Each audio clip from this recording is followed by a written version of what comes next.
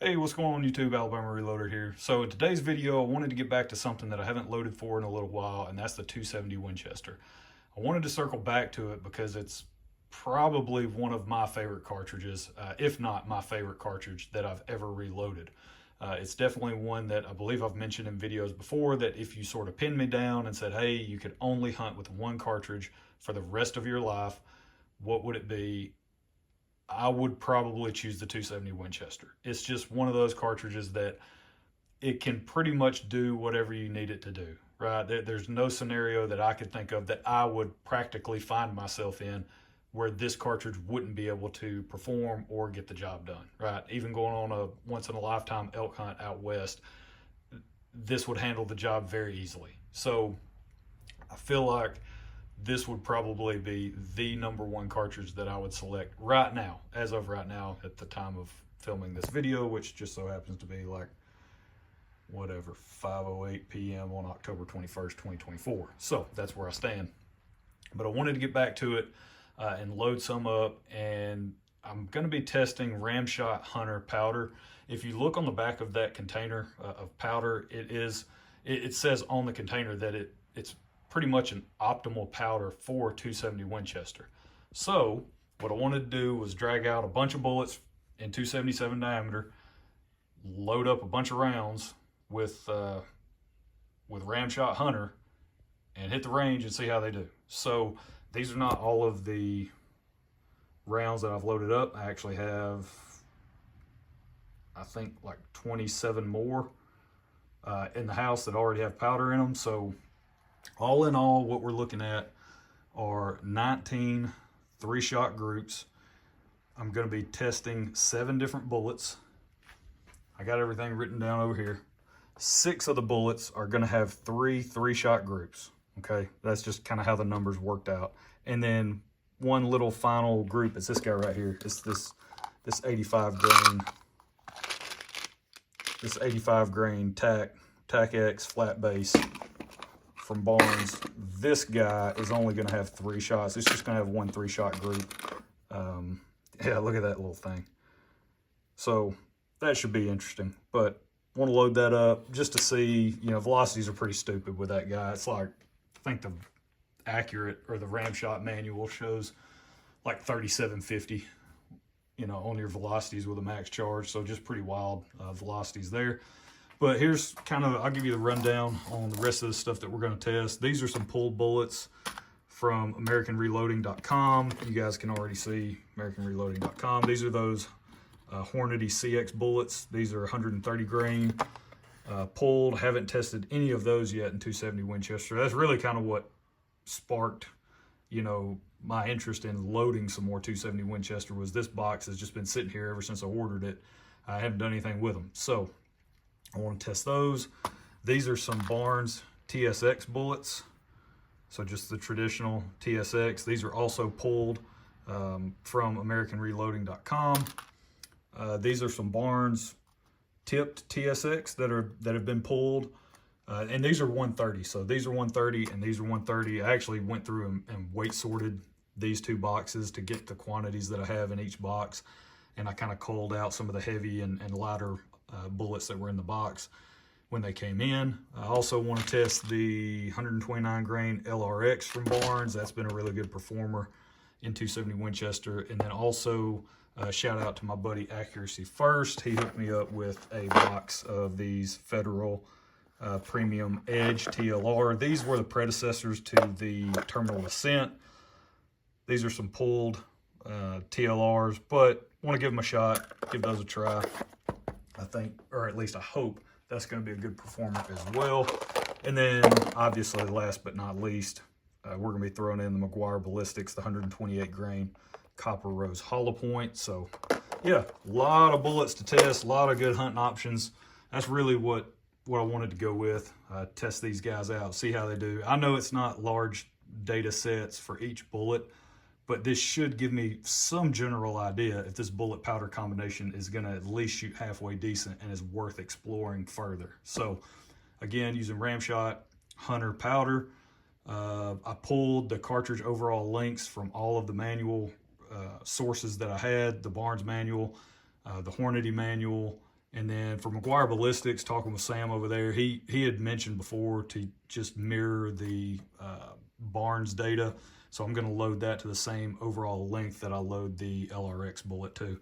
The Federal TLR, I pulled that from this little card that was inside. So I got my overall length from there.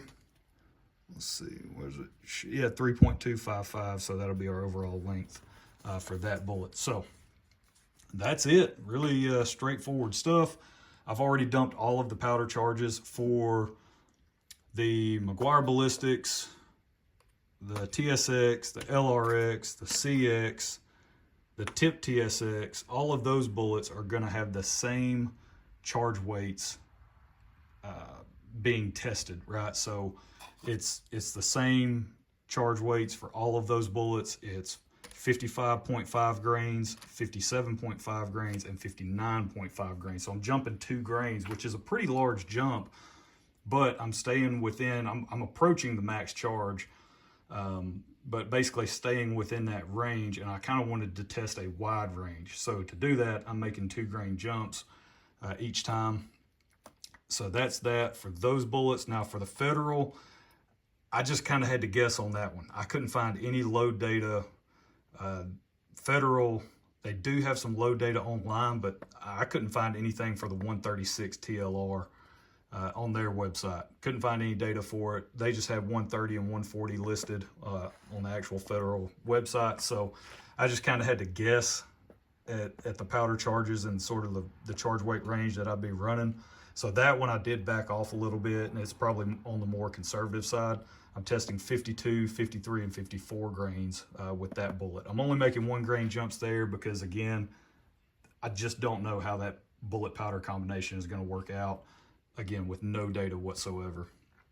For the Barnes, for this guy, for the 85 grain, Ramshot does have data for this bullet in their manual, and they show a max charge all the way up to, I think it's just a hair over 65 grains. So we're going to run 65. That's just our only 3-shot group that we're going to run with this. And I picked that because it's basically at the top end, and it's kind of an obscene combination anyway. So I might as well just max it out and see how it does. So, all right, that's it. That's kind of the thought process there. That's what we got going on. So let me just get all of these bullets seated, get everything done. I've got everything in order in terms of the charges that I dropped in relation to where these cases are on the bleacher block. So let me just seat the bullets, and then I'm gonna head to the range. You guys just sit tight. We're gonna come right back and go over the results. So that'll be happening in a few seconds. All right, so we are gonna break down the results. There's gonna be 2 different videos going over the results of the testing with all of these bullets, simply because I haven't shot them all. I'm only halfway through, but I think the results that we've gotten so far, they're worth making a video about, right? But before we dive into that, thank you, CW Longshot, my good buddy here on YouTube. He sent me some stickers. Good stuff. Go check out his channel if you haven't subscribed to him already. He's basically a reloading, bullet casting, firearms industry encyclopedia. The dude is just, he's like a firearms reloading and cast bullet savant. The dude just, he's so knowledgeable. So super nice guy too, obviously. So you guys go check out his channel. Thank you again, buddy. I really appreciate it. But we're going to dive into some of the results. So far, I have shot 3 different bullets out of the 7 that I'm testing. But remember, one of the 7, I'm only doing 1 3-shot group with that, just because of the nature of how the amount of brass I had prepped kind of worked out the numbers and everything. So I'm testing the Barnes 129 grain LRX, the Barnes 130 grain Tip TSX, the Barnes 130 grain TSX, the McGuire Ballistics 128 grain Copper Rose Hollow Point, the Hornady 130 grain CX, the Federal 136 grain. That was the it's not the Terminal Ascent, but it's the bullet. It was the predecessor to that. I think it's like the terminal edge or the something edge bullet. Testing that one, it's 136 grain, and then finishing it up with the Barnes 85 grain. That one, that should be pretty interesting. That's the one with the 3-shot group. But want to get into it. Remember, this is in the Tikka T3X. It's stainless. It has the laminate stock, so really, really nice hunting rifle. Huge fan of that, of Tikka in general, and it shoots really well. So started off with the Barnes 130 grain TSX, and I shot the same. So for the 128, 129, 130 grain bullets, I loaded up the exact same charge weights, and I'm jumping 2 grains each time. So I started at 55.5 grains of Ramshot Hunter, went up from 55.5 to 57.5, and then 59.5. So up toward the top end of the range with the load data on this, and making big jumps, just seeing how this bullet powder combination is gonna shoot. I've never loaded Ramshot Hunter in 270 Winchester before, so just seeing how it does. Started off with the TSX at 55.5 grains, so we're coming in 29.62, 3 shots, right at an inch. Not bad at all. And remember, these are the bullets that I got from AmericanReloading.com. So these are pulled bullets. The TSX and the tip TSX are pulled bullets, as well as the CX. So see how all these do. Moving up, 57.5 grains, almost off the paper. We kind of drifted to the left a little bit. So really odd point of impact shift. It just kind of kept shifting further out to the left. So that was interesting there. But the group came in 0.825, and we're at 30.51. And these numbers below are the SD. So 1.1 on the SD, 7.2 on that one. And then moving up, and no pressure issues whatsoever with these loads in my rifle. So I have to kind of make that caveat. Here's the 59.5.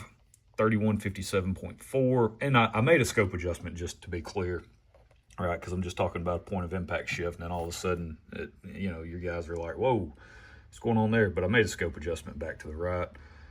3157.4 on the velocity. This is the 59.5 grain charge.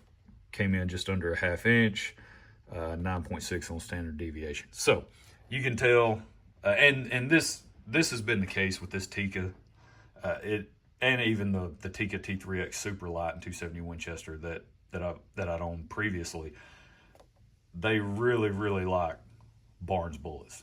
They just tend to shoot pretty good with, especially the TSX and the tip TSX. Those two bullets, for whatever reason, shoot really well, at least in the 2 Tikkas that I've had.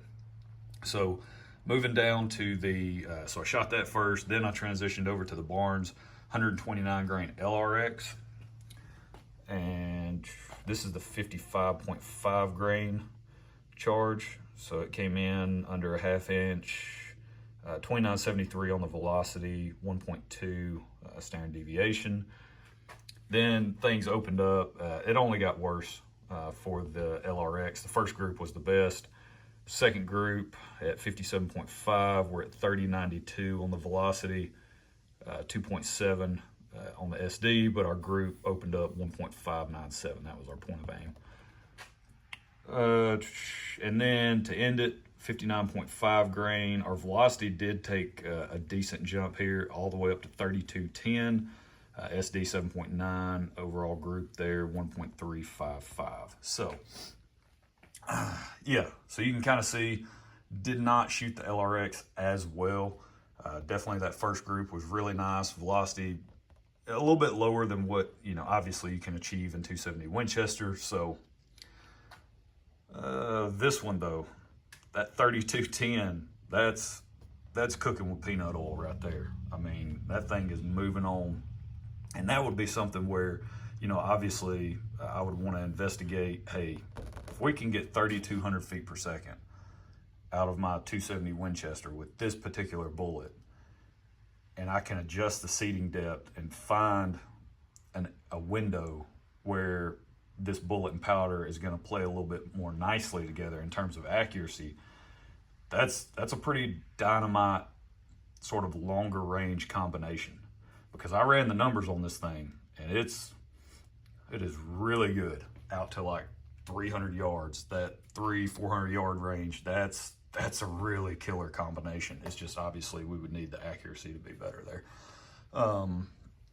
the precision to tighten up. So yeah, so there's the first 6 that I tested. That's some 30-06 stuff. I was loading up the 165 grain core lock with Shooter's World 4350, I believe, just checking for pressure and what type of velocities I could get there. So it's a really good start with our groups there. Pretty happy with that. And then I also shot the McGuire Ballistics 128 grain Copper Rose Hollow Point. So this one, we started off at 55.5 grains, 1.71. This was the worst group of the day, or worst group so far out of the groups that I've shot. It also had the worst standard deviation of any group that I've shot so far. If you'll recall, everything else was in the single digits, but we're at 2951, 15.2 on the SD, group 1.711. So nothing to write home about there. Bumping up the charge weight, 57.5 grains. Came in just under an inch, so at 0.904. 3054 on the velocity, 8.7 SD. And then the last one, absolute dynamite group here.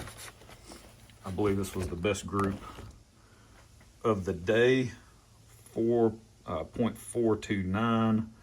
This was the 59.5 grain charge. We're at 3159 SD 3.6. So basically, the big takeaway, the reason why I'm doing the video right now instead of waiting and finishing everything, all the testing, and then doing a video, is Ramshot Hunter and 270 Winchester, really good combination, at least in my experience. Limited experience, but for solid copper projectiles, this thing is dynamite. And on the McGuire Ballistics, this does kind of line up with what Sam from McGuire Ballistics was telling me, that generally speaking, those bullets tend to perform better in terms of the accuracy as you go up in charge weight and your velocity increases. In his experience and his testing, everything he's done with the bullet, obviously he designed the bullet, they generally speaking, of course it could vary, your mileage may vary, but generally speaking, they do tend to perform better accuracy wise when you're pushing the velocities a little bit higher. So we saw that here. If you will recall though, it was right the opposite with when I tested Midwest Powder's MP620. We had better accuracy, at least on the range of charge weights that I tested at that time. We had better accuracy on the lower end, around the 2950 to 3000 feet per second were our 2 best groups. And then as we went up the charge weight range and testing, our groups kind of opened up. Not to say that they wouldn't tighten back up. If we had gone maybe a little bit higher in my testing, they could have definitely tightened back up. But where we were at in the curve, it didn't like it when I went up with that particular powder. But in this case with Ramshot Hunter, it liked it a lot. So there we go. We're gonna leave it at that. Really good stuff. I've got